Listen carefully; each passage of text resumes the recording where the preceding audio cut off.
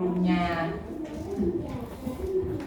Kemudian yang ketiga, makanan yang mengandung pengawet. Di sini ada formalin. Nah, untuk fungsi formalin ini untuk apa Bapak Ibu? Mengawetkan. Nah, fungsi formalin hanya satu, yaitu mengawetkan mayat. Tapi di sini ada oknum-oknum tertentu mencampurkan formalin ini di mie instan, kemudian di makanan kaleng seperti ini. Dan ini boraks. Boraks adalah zat pengenyal. Di sini Bapak Ibu pencinta bakso tidak? Iya. Hari-hari. Nah, biasanya ada oknum tertentu mencampurkan boraks ini di bakso, di sosis maupun di tahu. Dan ini pewarna makanan dan pemanis buatan yang sering kita jumpai pada jajanan anak-anak, yang dimana warnanya itu yang susah hilang pada saat kita pegang. Nah, kemudian yang keempat, kita masuk di cara pengolahan dan penyajian makanan yang salah. Nah, untuk ibu-ibunya di sini memasak nasi menggunakan apa? Rice cooker. Nah, pernah tidak ibu-ibunya di sini mencolokkan rice cookernya sampai 24 jam hingga nasinya menguning dan mengering? Nah, ini diolah kembali atau dibuang, Bu? Makan. Bikin nasi goreng. Ya, bikin nasi goreng, rengginang, Bu ya.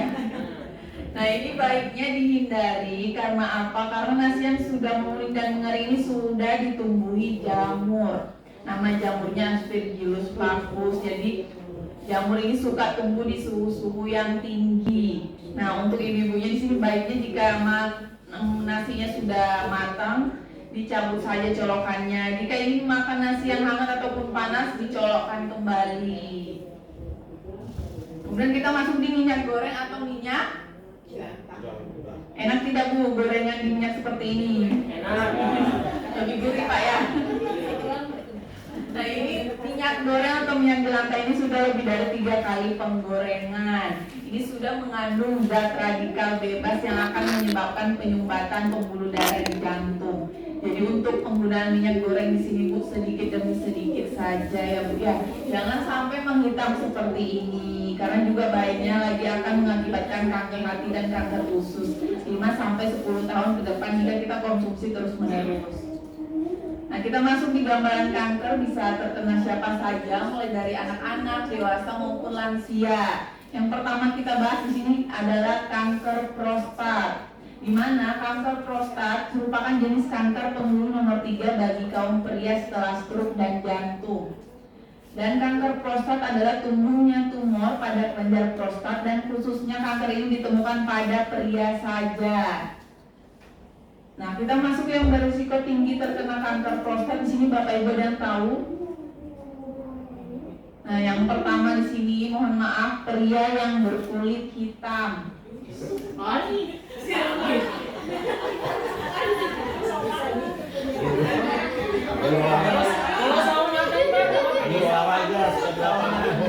Nah, mohon maaf ya.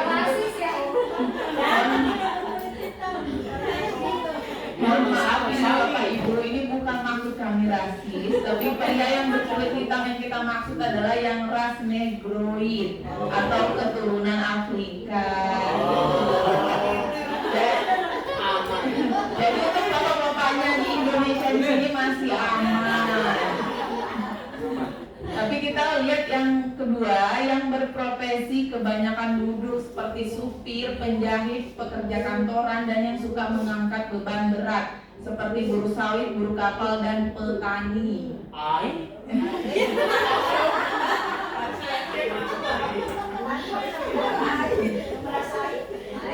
Kemudian yang ketiga, pria yang suka minum minuman keras atau alkohol. Dan yang keempat, mohon maaf, hubungan intim suami istri yang sangat jarang, atau suami yang terlalu sering menahan-nahan hasratnya. Ya boleh Bu dipotong. Nah, jadi untuk ibu-ibunya nah ya Bu, jadi jika bapaknya kasih kode diberikan saja Bu ya. Tidak boleh lama-lama Mbak ya. Nah, ini tidak hanya hubungan intim saja, tapi untuk buang air kecil pun tidak boleh ditahan-tahan. Nah, kemudian kita masuk di gejala awal dari kanker prostat. Yang pertama, susah buang air kecil atau terlalu sering buang air kecil, dan saat buang air kecil terasa sakit, tidak tuntas atau masih menetes-netes, yang biasa kita sebut dengan anyang-anyangan. Kemudian yang kedua, sering sakit di bawah perut seperti turun perut, sakit di bawah punggung, dan sering sakit di pergelangan paha. Kemudian yang ketiga, bahayanya lagi adanya darah bercampur air seni atau yang kita sebut dengan hematuria. Nah, yang nomor 2 itu Bisa. Sudah dipotong Bu? Nah, kita masuk di gambaran kanker prostat, di mana tahap 1 selnya masih kecil seperti ini, dan jika tidak segera ditangani dia akan berlanjut ke sampai tahap 4 seperti ini. Selnya menyebar ke kanan dan ke kiri dan akan mengakibatkan penyempitan pada saluran kemih laki-laki. Nah, jadi mohon maaf jika slide selanjutnya kami menampilkan dari tim kesehatan kita kunjungi, bukan maksud kami menampilkan gambaran porno ataupun tidak senonoh Bapak Ibu ya, tapi kita di sini sama-sama belajar. Boleh kami tampilkan? Boleh. Iya betul Bu. Nah, di mana kedua Bapak ini adalah buruh kapal dan belum menikah sampai usia lanjut seperti ini. Nah, saat tim kesehatan kita kunjungi, skrotumnya sudah membesar seperti ini dan rasanya sudah nyeri dan sakit sekali. Dan untuk buang air kecil pun keluar begitu saja dan tidak tertahankan lagi. Nah, bahayanya lagi akan membusuk seperti ini. Nah, jika sudah membusuk seperti ini, bapak atau ibunya yang rugi? Ketuanya. Ibu ya? Dua-duanya Pak ya. tapi dia belum menikah. Nah, kemudian kita masuk di waspada kanker serviks, di mana menurut WHO setiap 2 menit di dunia 1 wanita meninggal karena kanker serviks. Dan setiap 1 jam di Indonesia 1 wanita meninggal karena kanker serviks. Yang kita bahas nanti ada 3 bagian. Yang pertama leher rahim atau serviks, kemudian badan rahim atau endometrium, dan yang ketiga indung telur atau ovarium. Yang pertama, wanita yang berisiko terkena kanker yang ada di leher rahim atau serviks. Wanita yang sering bergonta-ganti pasangan. Dan yang kedua, wanita yang melakukan seks bebas atau seks di bawah usia 16 tahun atau menikah dini. Kemudian yang ketiga, wanita yang tidak pernah menjaga kebersihan alat kelaminnya atau jorok. Nah, dari untuk poin ketiga ini aman tidak untuk ibu-ibunya di sini? Insya Allah aman Bu ya. Nah, contoh yang tidak aman seperti apa? Yang pertama, penggunaan ventilator tidak boleh lebih dari 4 jam. Kemudian yang kedua, mohon maaf, panjangnya rambut kemaluan tidak boleh lebih dari 3 cm. Nah, jadi untuk ibu-ibunya nanti di rumah diukur Bu ya, masih Masuk salon. Salonnya bapaknya. Kemudian yang ketiga, yang enggan menggantikan celana dalamnya yang sudah basah ataupun lembab. Nah, kita masuk yang kedua, wanita yang berisiko tinggi terkena kanker yang ada di badan rahim atau endometrium. Yang pertama, wanita yang tidak pernah melahirkan atau mohon maaf mandul. Dan yang kedua, wanita yang sering melahirkan 1 tahun 1. Nah, jadi untuk ibu-ibunya dijarak aja Bu ya, lebih baik 2 sampai 4 tahun.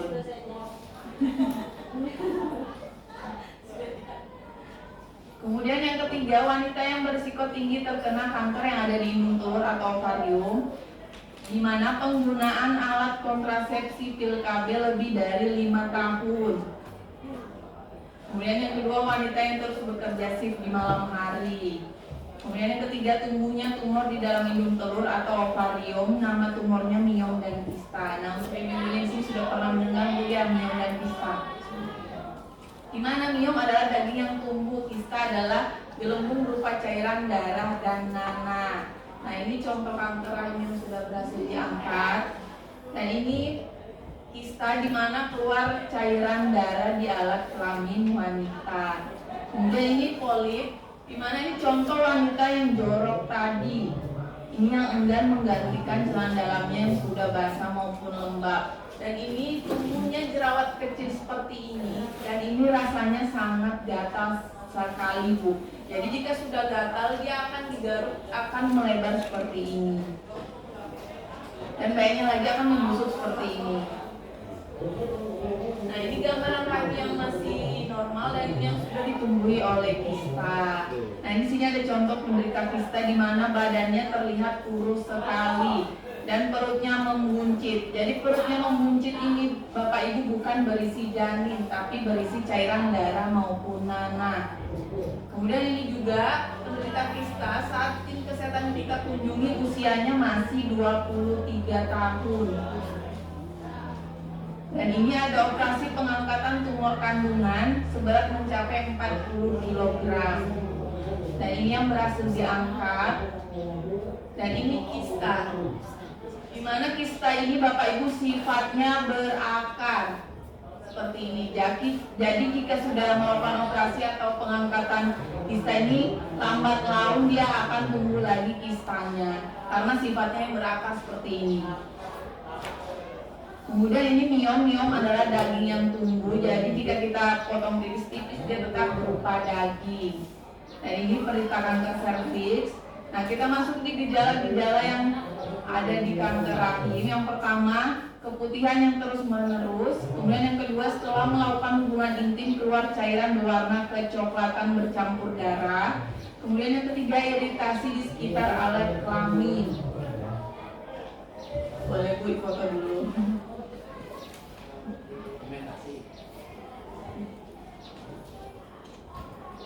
Nah, kemudian kita masuk di cara mendeteksi kanker yang ada di rahim. Di sini ada dua cara, yaitu pap smear dan IVA test. Nah, untuk ibu-ibunya sudah pernah melakukan salah satunya? Pap smear, Bu, ya. Di mana pap smear ini ada alat namanya cocor bebek, Bu, ya, yang dimasukkan di alat kelamin kita. Dan untuk IVA test ini biasanya di program puskesmas gratis. Nah, kita masuk di kanker payudara. Nah, untuk bapak-bapaknya berisiko tidak terkena kanker di payudara. Betul, karena juga bapak-bapaknya ini memiliki kelenjar mamae. Dimanapun kita bahas di sini, ada pun wanita yang berisiko tinggi bisa terkena kanker di payudara. Yang pertama, wanita yang setelah melahirkan tidak mau menyusui. Kemudian yang kedua, wanita yang mau menyusui hanya dengan sebelah payudaranya. Nah, kesebelahnya ke siapa, Bu? Bapaknya. Nah, ini biasanya ASI-nya tidak mau keluar di sebelahnya, jadi terjadi penumbukan. Kemudian yang ketiga, obesitas atau kegemukan. Nah, kita masuk di gejala dini dari kanker yang ada di payudara. Yang pertama, adanya benjolan di bagian payudara, dan yang kedua adanya bintik-bintik dan kutil-kutil di kulit payudara, dan yang ketiga rasa gatal yang amat sangat di bagian kulit luar maupun di bagian dalam payudara. Nah, contohnya seperti ibu ini, di mana ibu ini payudaranya hanya keras dan bengkak dan tidak terasa sakit sama sekali. Jadi beliau ini tidak langsung menanganinya ke dokter dan akan meradang seperti ini. Nah, jadi jika sudah meradang seperti ini, Ibu jangan lagi diolesi minyak-minyak atau diberi dedaunan. Takutnya iritasi seperti ini. Dan bahayanya lagi akan seperti ini. Nah, ini biasanya rumah sakit sudah tidak mau melakukan operasi atau pengangkatan payudara. Nah, ini yang terkena pada laki-laki. Nah, ini juga laki-laki, di mana faktornya yang pertama genetik atau keturunan, yang kedua obesitas atau kegemukan, dan yang ketiga mungkin bapak-bapaknya di sini suka mengantongkan handphonenya di saku atasnya. Ini baiknya dihindari, Pak, ya. Lebih baik bawa tas-tas kecil saja karena ada radiasinya. Nah, kita masuk di penderita kanker payudara yang sudah pernah melakukan operasi. Nah, jadi ingat ya Bapak Ibu, operasi tidak menjamin kesembuhan. Contohnya seperti ibu ini, di mana pada saat tim kesehatan kita kunjungi, ibu ini sudah pernah melakukan operasi atau pengangkatan payudara. Tapi selang setahun tumbuh lagi kanker payudaranya di tempat yang sama, bahkan berpindah ke sebelahnya, yang kita sebut tadi metastasis. Dan bahayanya lagi bisa tumbuh kanker yang lain, yaitu kanker kelenjar getah bening, di mana ini sifatnya melilit, bisa menghabiskan bagian depan kemudian bagian belakang seperti ini. Ini biasanya ada di belakang telinga hingga belakang leher, kemudian di ketiak, dan yang terakhir biasanya ada di pergelangan paha. Nah, ini bakti sosial dari yayasan kita berupa dana maupun obat-obatan. Ini kita tidak memungut dari peserta sosialisasi sama sekali. Nah, kita masuk di cara mendeteksi kanker di payudara. Di sini ada pertama mamografi dan yang kedua skema sadari sadar memeriksa payudara sendiri. Untuk mamografi di sini ada nama alatnya, mammotes, dan payudara kita dimasukkan di sebuah alat dan hasilnya akan seperti ini, yang masih normal dan ini yang sudah ditemui gejala kanker payudara dan ini yang sudah terkena kanker payudara. Ini biasanya ada di instansi atau di rumah sakit besar yang menyediakan.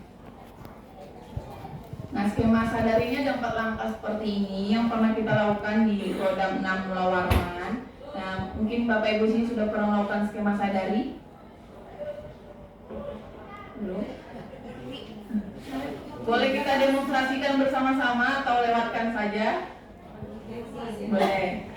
Kalau bisa minta waktunya sebentar Bapak Ibu untuk berdiri. Nah, ini juga berlaku untuk Bapak. Nah, untuk skema sadari ini nanti gerakannya dibantu oleh rekan kerja saja. Skema sadari ini kita lakukan di dalam ruangan tertutup, bisa di kamar mandi maupun di kamar tidur dengan setengah telanjang dada menghadap ke cermin. Nah, kemudian angkat kedua tangan kita seperti ini dan lihat sisi kanan kiri payudara kita, adakah bintik-bintik ataupun kutil-kutil. Nah, ini dilihatnya di rumah aja Bu ya. Dicontoh gerakannya saja. Sini juga ada Pak. Kemudian tegukan sebelah tangan kanan kita seperti ini dan sebelahnya 3 jari seperti ini dan arahkan ke bagian payudara kita, ditekan-tekan dan diraba searah jari gerak. Rasakan adakah benjolan atau tidak, sakit ataupun tidak. Aman dulu ya. Nah, untuk sebelahnya juga sama seperti itu. Sama, rasakan adakah benjolan atau tidak, sakit ataupun tidak. Nah, untuk yang terakhir, untuk kanker kelenjar getah bening, untuk kita mendeteksinya bisa dari bagian ketiak hingga bagian bawah payudara. Sama, ditekan-tekan juga, rasakan adakah benjolan atau tidak, sakit ataupun tidak. Nah, untuk sebelahnya juga sama seperti itu. Nah, baru dicium tangan. Nah, bisa duduk kembali Bapak Ibu. Terima kasih. Nah, jadi untuk bapak-bapaknya ini dilakukan 1 bulan sekali. Dan untuk ibunya di sini ada tahap terakhir, yaitu bisa dicontohkan di rumah saja, dipicit puting payudara kita. Jika keluar cairan darah dan nanah dan bau keasaman, itu sudah tanda pasti kanker payudara. Nah, ini untuk ibu-ibunya dilakukan 2 minggu sekali di luar siklus menstruasi. Nah, untuk yayasan kita ini, untuk Yayasan Sosialisasi Kanker Indonesia ini sudah ada di seluruh Indonesia. Jadi kita untuk melakukan sosialisasi ini tidak hanya di sekolah, di tempat ibadah juga bisa, di instansi-instansi besar juga kita lakukan sosialisasi seperti ini. Di mall-mall pun juga kita lakukan sosialisasi seperti ini. Nah, kita masuk di slogan mencegah lebih baik daripada mengobati. Setuju ya Bapak Ibu? Nah, dimana kita bisa menghindari kanker dan tumor dari luar. Bisa lakukan pola makan yang sehat dan teratur. Dan yang kedua, konsumsi makanan yang berserat tinggi seperti buah dan sayur. Kemudian yang ketiga, hindari makanan yang berlemak tinggi seperti daging. Dan yang keempat, hindari makanan yang mengandung zat karsinogen ataupun pengawet. Dan yang kelima, lakukan olahraga secara teratur. Nah, dari poin 1 sampai 5 ini yang paling sulit dilakukan di poin berapa Bapak Ibu? 3, ada lagi? 5, 4, atau semuanya? Nah, untuk poin ketiga, hindari makanan yang berlemak tinggi seperti daging. Apakah Bapak Ibu mengkonsumsi daging setiap hari? Tidak. Tidak. Nah, ini bukan Sekali-sekali.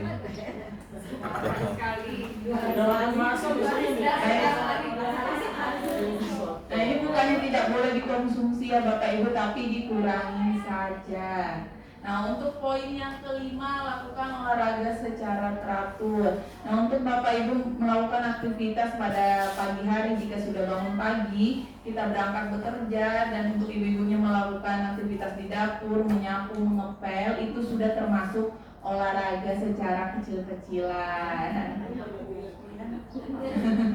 Nah, untuk poin keempat, betul, survei dari yayasan kita yang paling sulit dihindari adalah hindari makanan yang mengandung karsinogen ataupun pengawet. Nah, contohnya saja di bumbu-bumbu dapur kita, Bu, ya, sudah semuanya mengandung pengawet. Ini konsumsinya dikurangin saja. Jika kita konsumsinya satu bungkus, dikuranginya sedikit, Bu, ya. Lebih baik mungkin memakai kaldu jamur. Ya. Kemudian kita di sini masuk di cara menghindari kanker dan tumor dari dalam, bisa suntik imunisasi kekebalan tubuh. Suntiknya ini dilakukan 3 kali selama 3 bulan. Nama suntiknya HPV, Human Papilloma Virus. Ini biayanya 1 kali suntik 1.500.000 hingga 2 juta. Mahal atau murah Bapak Ibu? Mahal. Iya betul, murah untuk kesehatan. 10 tahun. Nah, kemudian atau ingin yang gratis-gratis saja Bapak Ibu. Ya. Nah, ini bisa mengkonsumsi tumbuhan alami yang mengandung zat anti kanker. Nama zatnya adalah ribosom inactive protein. Nanti kita bahas tumbuh-tumbuhannya apa saja. Kemudian kita Ibu mau foto? Boleh.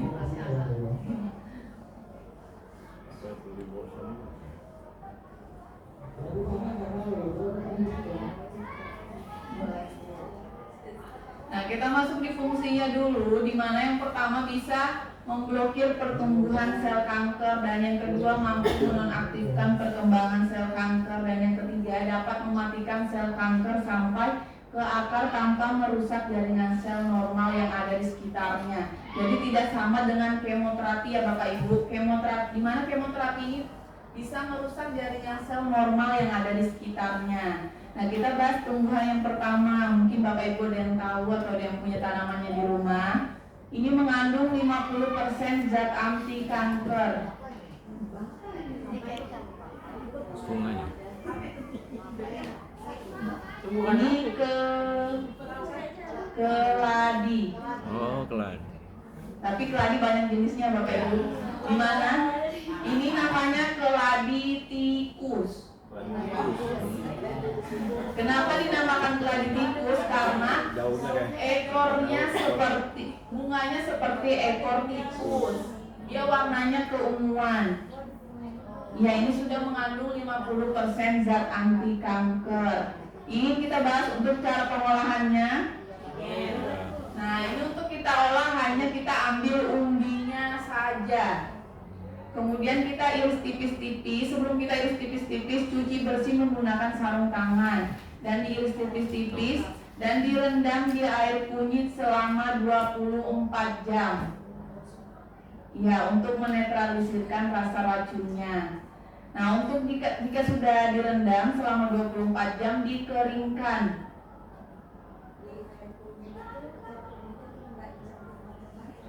Ya, air kunyit saja. Nah, jika sudah dikeringkan ini tidak boleh langsung terkena matahari. Hanya diangin-anginkan saja di dalam ruangan. Kemudian jika sudah kering, ditumbuk halus atau di blender halus.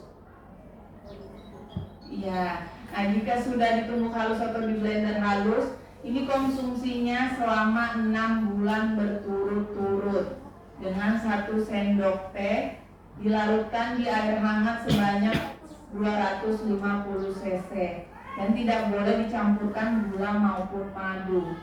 Ini bisa menjadi pencegahan semua jenis kanker 3-5 tahun ke depan. Nah, untuk tumbuhan yang kedua mungkin Bapak Ibu dan tahu, daun cengkeh. Ini sama mengandung 50% zat anti kanker. Ini benalu.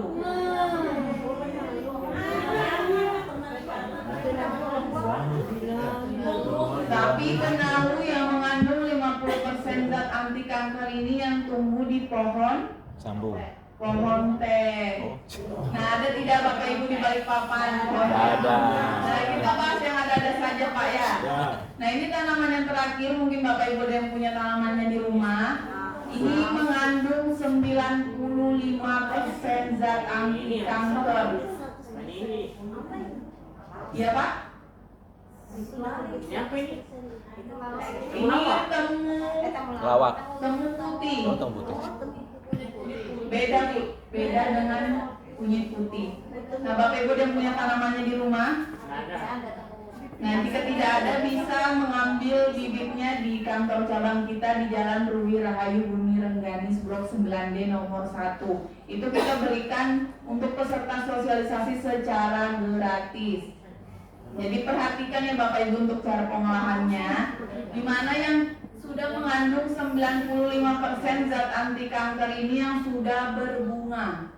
Seperti ini, dia warnanya merah keunguan. Kemudian ambil umbinya dan untuk diiris tipis-tipis hanya rimpang tengahnya saja. Dia warna krim-krim. Dia seperti wortel Bu tengahnya. Kemudian diiris tipis-tipis seperti ini. Dan sama dengan kladitikus tadi, tidak boleh dikeringkan langsung terkena matahari, hanya di dalam ruangan saja atau diangin-anginkan. Nah, kemudian jika sudah dikeringkan dan ditumbuk halus dan di blender halus. Ini untuk konsumsinya paling singkat selama 3 bulan saja. Untuk kladitikus tadi berapa bulan Bapak Ibu? Nah, ini hanya 3 bulan saja, bisa menjadi pencegahan semua jenis kanker dan pengobatan kanker miom, kista, dan tumor sampai stadium 3B. Nah, sama ini dikonsumsi 1 sendok teh, dilarutkan di air hangat sebanyak 250 cc. Dan tidak boleh dicampurkan gula maupun madu. Nah, mungkin Bapak Ibu pernah mengkonsumsi brotowali. Nah, ini rasa pahitnya sama Bapak Ibu. 11-12 dengan brotowali. 11-nya brotowali, 12-nya temu putih. Nah, ini khasiat lain dari temu putih, bisa menjadi antiinflamasi, asam urat, diabetes, makronis, nyeri lambung, ambeien, tiroid atau gondok, masalah haid, keputihan, darah tinggi, kolesterol tinggi, sinusitis, stroke, dan bisa meningkatkan vitalitas bagi yang sudah menikah dan bisa menjadi program hamil. Nah, ini untuk konsumsinya sehari 3 kali. 1 sendok teh pagi, 1 sendok teh siang, dan 1 sendok teh malam. Ini konsumsinya setelah makan. Ini sampai sembuh. Kecuali pencegahan hanya 3 bulan saja.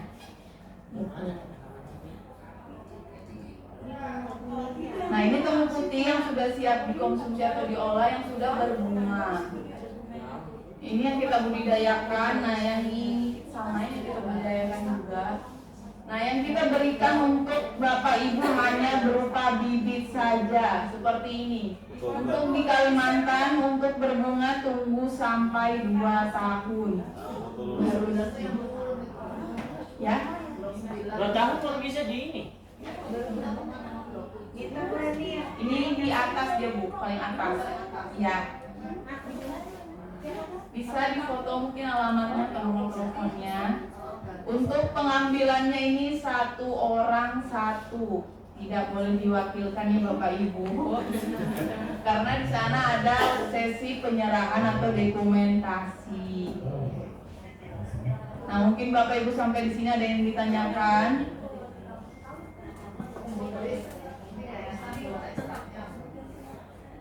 Atau ingin bisa Ibu cari di apotek atau di toko-toko herbal, tapi dengan nama latin dari temu putih, yaitu Curcuma zidoria rhizoma. Tadi apa Bapak Ibu? Curcuma. Ya, dia nama latin dari temu putih. Rhizoma. Tapi perhatikan 4 hal Bapak Ibu ya, badan pomnya, kemudian label halalnya, dan yang ketiga cangkang kapsulnya harus terbuat dari putih telur ataupun rumput laut. Dia jadinya benih. Di dalam kapsulnya dia kelihatan. Kemudian komposisi temu putih harus yang lebih banyak daripada tumbuhan yang lain. Dan untuk dari yayasan tidak menyarankan untuk Bapak Ibu membelinya di toko-toko online. Takut ada pemalsuan ya Bapak Ibu. Jadi yayasan tidak bertanggung jawab untuk itu. Ada yang ditanyakan lagi Bapak Ibu? Kalau misalnya ada yang diapotek Mbak bisa dibeli? Bisa. Tidak. Bapak aman. Ya. Nah untuk dari yayasan mungkin Bapak Ibu ada yang ingin sama dengan yang kita rekomendasikan untuk penderita kanker yang kurang mampu. Jadi kita tidak mungkin memberikan penderita kanker ini berupa bibit ya Bapak Ibu. Ini Bapak Ibu bibitnya ditanam tapi tunggu 2 tahun baru siap berbunga. Takut penderita ini semakin parah. Bisa cari namanya Zedomex. Bisa cari di PT Titan atau di CV Herbagol Indonesia di Purwakarta, Jawa Barat. Ini yang kita berikan pada penderita kanker payudara. Nah ini yang kita berikan pada penderita kanker kelenjar getah bening, di mana beliau ini mengkonsumsi 3 bulan. Alhamdulillah sudah bisa berdiri seperti ini. Nah ini kita berikan pada kanker otak. Nah ini yang kita berikan pada tumor telat, di mana beliau ini mengkonsumsi dan tumor telatnya rontok sendiri tanpa operasi. Nah ini bisa cari namanya Zedomex, sudah badan POM, bisa Bapak Ibu cek sendiri. Bentuknya sudah kapsul, jadi sudah tidak pahit lagi. Dan isinya 100 kapsul cukup untuk pencegahan selama 3 bulan. Untuk komposisinya sudah ada temu putih, kladitikus, dan benalu teh. Harganya 500 per botol. Bisa cari di Purwakarta, Jawa Barat di CV Herbagol Indonesia. Mungkin Bapak Ibu yang punya relasi di sana. Nah, jadi jika tidak ada, dari yayasan bisa jembatani tapi hanya pemesanannya saja. Dan untuk peserta sosialisasi kita juga berikan gratis ongkir. Dan yang kita mencatatkannya nanti di belangko resmi kita mendapatkan diskon 50% berlaku seumur hidup. Untuk pembayaran tidak sekarang, barang datang baru dibayarkan. Jadi sistem kita ini COD ya Bapak Ibu, 3-4 hari atau paling lama 1 minggu baru barang datang, tergantung pengirimannya. Nah untuk mungkin Bapak Ibu yang punya kerabat atau keluarga yang kurang mampu, bisa syaratnya hanya KTP dan diagnosa dari dokter, itu kita berikan secara gratis.